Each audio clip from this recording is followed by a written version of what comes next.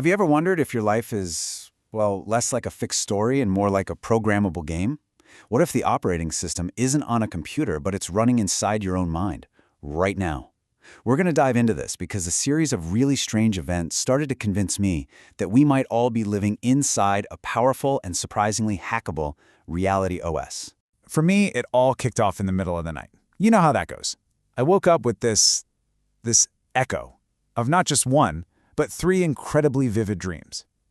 I had to write them down because I had this gut feeling they weren't just random brain noise. They felt like clues. And these dreams, they didn't feel like fantasies. They felt more like, I don't know, tutorials. Yeah, that's it.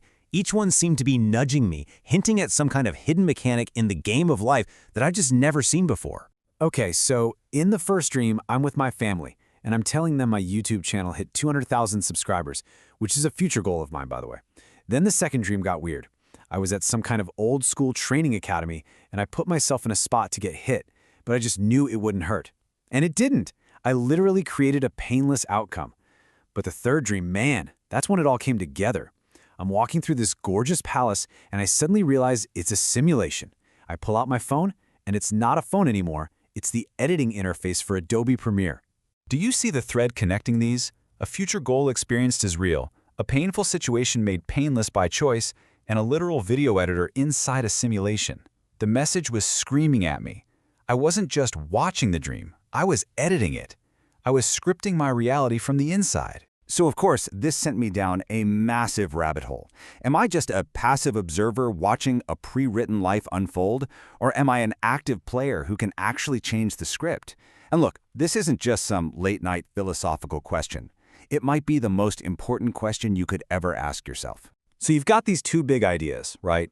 On one side is determinism, the belief that our subconscious has already laid out the whole track and our waking life is just the train following it.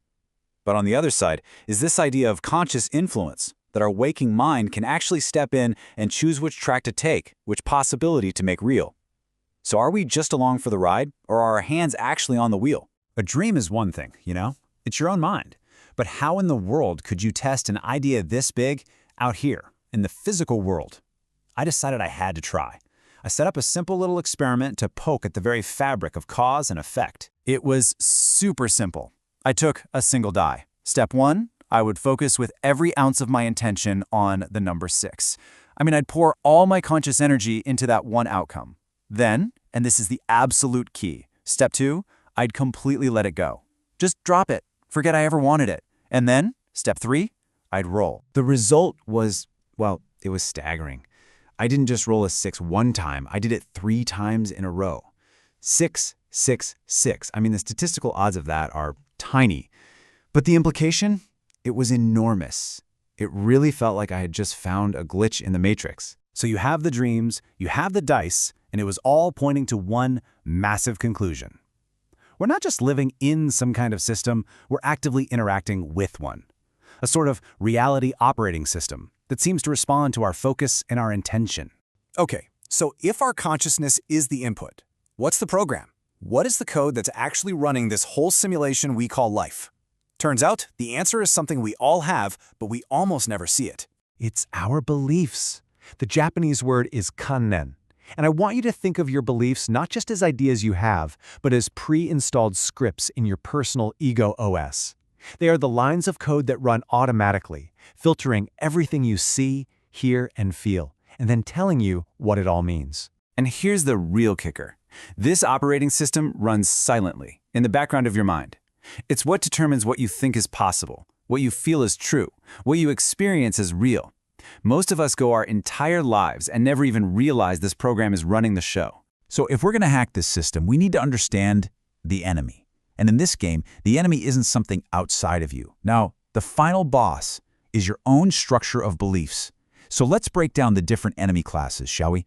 All right, think of it like a video game. At the bottom, you've got your fodder, the Cyberman class beliefs. This is stuff like the surface-level social pressure that you need to be married by 30. They're pretty easy to spot and defeat. Moving up, you have the generals, the Archon class. These are deeper scripts installed by our schools, the media, society at large. But the real challenge?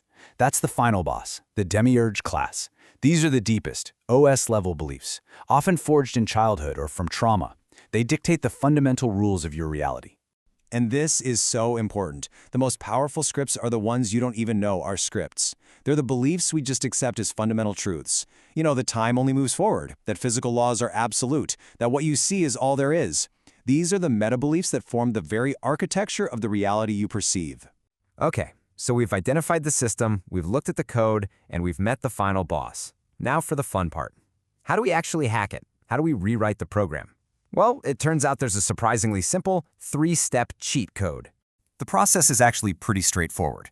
First, you notice. When you feel a negative emotion, anxiety, anger, whatever, you pause and you ask, what belief is causing this feeling? That's you finding the script. Second, you integrate. You don't fight it, you don't try to crush it. Instead, you acknowledge that this script was probably created way back when to protect you. You thank it for its service. And third, you rewrite. You consciously input a new command. You ask yourself, if I already had everything I wanted, how would I be being right now? That feeling, that state of being, that's the new code. It becomes this powerful, positive loop. By noticing the old script, accepting why it was there, and then embodying a new being code, you are actively telling the Reality OS to re-render your experience in real time. You stop being a user just running a program, you become the programmer. And when you start pulling on this thread, when you really start doing this, you begin to realize something even more profound. You're not just a player in the game, and you're not even just a programmer hacking the code. The truth is much, much bigger than that. I mean, think about it. Who would design such a difficult, complex game? A world with so much challenge and pain, but also so much beauty and potential for growth. After going through my own hell, financial ruin, debt, blaming everyone else, I started to wonder, what if my own higher self set these challenges for me? What if I am the game designer who chose to forget the rules, just so I could experience the absolute thrill of remembering who I really am? And that really leaves us with one final, and I think provocative question.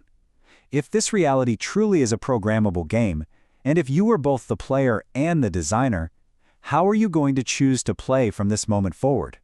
What script are you going to write next?